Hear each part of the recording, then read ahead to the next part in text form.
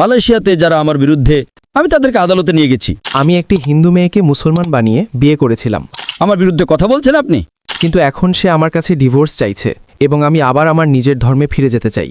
মুসলিম থেকে আবার হিন্দু হয়ে গেছে, কিন্তু স্যার আদালত তো তার পক্ষেই রায় দিচ্ছে। আপনি তো তার মাথায় বন্দুক রাখেননি। সব টাকা আমি ফিলিস্তিনের জন্য দান করে দিয়েছি, সব টাকা। কিন্তু এখন সে আমার কাছে ডিভোর্স চাইছে এবং বাচ্চাটিকেও চাইছে, এবং সে বলছে যে এই মেয়েটিকে আমি আমার সাথে নিয়ে যাব এবং আমি আবার আমার নিজের ধর্মে ফিরে যেতে চাই। আমি যদি বাচ্চাটিকে দিয়ে দিই এবং সে তার নিজের ধর্মে ফিরে যায়, তাহলে আমার কি গুনাহ হবে নাকি হবে না? এটাই প্রশ্ন। ভাই জিজ্ঞাসা করেছেন যে তিনি একটি হিন্দু মেয়েকে বিয়ে করেছেন, তারপর বলেছেন যে বিয়ের আগে তাকে ধর্মান্তরিত করেছেন, একটি বাচ্চা হয়েছে, এখন 1 বছর পর সে ডিভোর্স চাইছে এবং সে আমার বাচ্চাটিকেও নিয়ে যেতে চায়। প্রথমে আমি এটা জিজ্ঞাসা করতে চাই যে আপনি তাকে সঠিকভাবে ধর্মান্তরিত করেছেন নাকি ভুলভাবে? স্যার, আগে ধর্মান্তরিত করেছি। করাচির নর্থ টাউন থেকে তাকে মুসলমান বানিয়েছি। যে ধর্মান্তর আপনি করিয়েছেন, আমি বলি রিবার্থ, সেটা কি সঠিকভাবে করিয়েছেন নাকি ভুলভাবে? আমি তো জানি না। সঠিক পদ্ধতি মানে হলো কোরআন মাজিদের সঠিক শিক্ষা দিয়েছেন।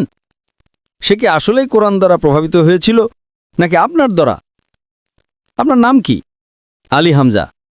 আলী হামজা হতে পারে সে আলী হামজার প্রেমে পড়ে ধর্মান্তরিত হয়েছে, ঠিক তো? তার তো আল্লাহর প্রেমে ধর্মান্তরিত হওয়া উচিত, আল্লাহর রাসূলের প্রেমে ধর্মান্তরিত হওয়া উচিত। আপনার প্রেমে ধর্মান্তরিত হয়েছে, তাহলে হয়তো এটা আপনারই ভুল। স্যার, ধর্মান্তরিত করার পর বাচ্চা হলো, সেই বাচ্চাটিকেও সে মন্দিরে নিয়ে যাবে। এখন ভুলটা কার? আপনি বলুন আমাকে, ভুলটা কার? ভুল আমার। হ্যাঁ, আপনারই। তাহলে আপনি আবার প্রশ্ন করছেন কেন? স্যার, প্রশ্ন হলো এখন অপারেশন হয়ে গেছে, প্লাস্টিক সার্জারি করতে হবে। আপনি তাকে আমার ক্যাসেট দেখান, আমার ভিডিও দেখান। স্যার, 1 বছর সে আপনার সাথে বিবাহিত ছিল, আপনি শতভাগ জানতেন যে সে শুধু নামমাত্র ধর্মান্তরিত হয়েছে। ঠিক আছে, সে ধর্মান্তরিত তো হলো, কিন্তু সেই সময় আপনি তাকে দাওয়াত দেননি, ঠিক কিনা? সত্যি বলুন। স্যার, আপনার বয়ান দেরিতে হয়েছে, সে চলে গেছে। শুনুন, আমার কথা শুনুন। আপনি বিয়ে করে ফেলেছেন, ঠিক আছে, করেছেন, আলহামদুলিল্লাহ। আপনি জানতেন যে সে নামমাত্র ধর্মান্তরিত হয়েছে। সেই সময়ে তো আপনার উচিত ছিল তাকে সঠিক দাওয়াত দেওয়া, ঠিক কিনা? ঠিক।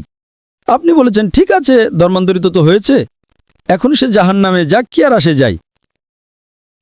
অর্থাৎ আপনি সূরা আল আসরের 3য় অংশ এর উপর আমল করেননি, ঠিক তো? ঠিক। জান্নাতে যাওয়ার জন্য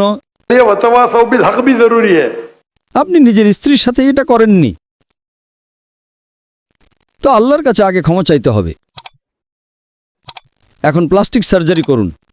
আপনি বুঝলেন তো? জি স্যার। যদি আপনার স্ত্রী ডিভোর্স নেয়, আমি জানি না পাকিস্তানের শরিয়া কোড আছে কিনা, কিন্তু শরিয়া অনুযায়ী আপনার স্ত্রী ইসলাম ত্যাগ করতে পারে না। যদি সে ত্যাগ করে, তাহলে সে আপনার মেয়েকে নিয়ে যেতে পারে না। যদি সে মুসলিম থাকতো, তাহলে কাজী সিদ্ধান্ত নিত যে বাচ্চার বয়স কত, সে কার অধিকারে যাবে। কিন্তু কোনো কাজী ইসলামিক আদালতে একজন মুসলিম মেয়েকে কোনো অমুসলিম পুরুষ বা মহিলার কাছে পাঠাতে পারে না। কিন্তু স্যার, আদালত তো তার পক্ষেই রায় দিচ্ছে। হ্যাঁ, আদালত পাকিস্তানের আদালত। আমি তো ভেবেছিলাম পাকিস্তান শরিয়া অনুসরণ করে। না, আমি ভেবেছিলাম মালয়েশিয়াতে, মাশাআল্লাহ, মালয়েশিয়াতে অনেক এমন ঘটনা ঘটে।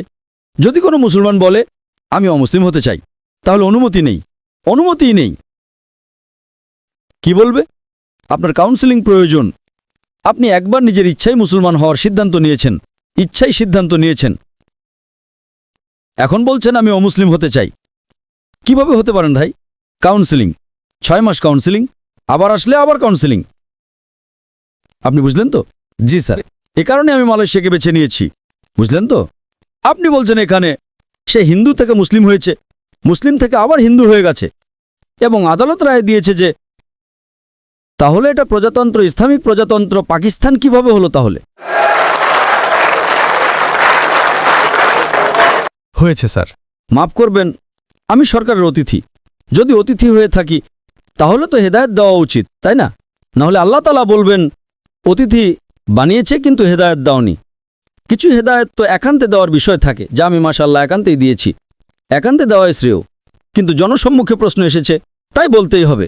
যদি ইসলামিক রাষ্ট্র হয় আর তা যদি শুধু নামেরই হয় তাহলে ছেড়ে দিন, কিন্তু যদি কাজেও ইসলামিক হয় তাহলে ইসলামের অনুমতিই নেই।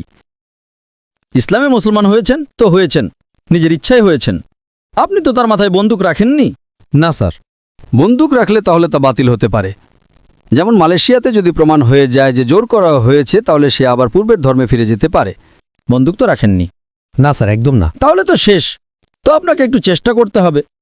এখানে মালয়েশিয়াতে একটা ফেডারেল কোড এবং একটা ইসলামিক কোড আছে, মাশাল্লাহ। আর মালয়েশিয়াতে মুসলমানের সংখ্যা মাত্র 63%। 63%, 63%. কিন্তু মাশাল্লাহ ইসলাম হলো ভোট ব্যাংক। তো যখন আমার কাছে 15টা দেশ থেকে দাওয়াত এলো যে সে এখানে থাকুন ওখানে থাকুন, তখন আমি তো তদন্ত করব, তাই না? ঠিক কি না? জি স্যার। তারা বুক ফুলিয়ে আমার জন্য দাঁড়িয়ে থাকে মাশাল্লাহ। 4 বছরে 5 জন প্রধানমন্ত্রী মাশাল্লাহ। তো যদি ইসলামিক শরিয়া থাকে তাহলে শরিয়া অনুযায়ী যদি একজন মুসলিম নারী অমুসলিম হয়ে যায়, সেটার অনুমতি আছে কি নেই সেটা অন্য ব্যাপার, কিন্তু সে বাচ্চাটিকে নিয়ে যেতে পারবে না। আপনি বুঝলেন তো? জি স্যার। এখানে কিছু উচ্চ আদালত, আপনার আইনজীবী হয়তো শক্তিশালী নন, একজন ভালো ইসলামিক আইনজীবী ধরুন। আমিও আইনজীবী, আমি ইসলামের আইনজীবী, বুঝলেন তো? জি স্যার। আমি মালয়েশিয়াতে যারা আমার বিরুদ্ধে,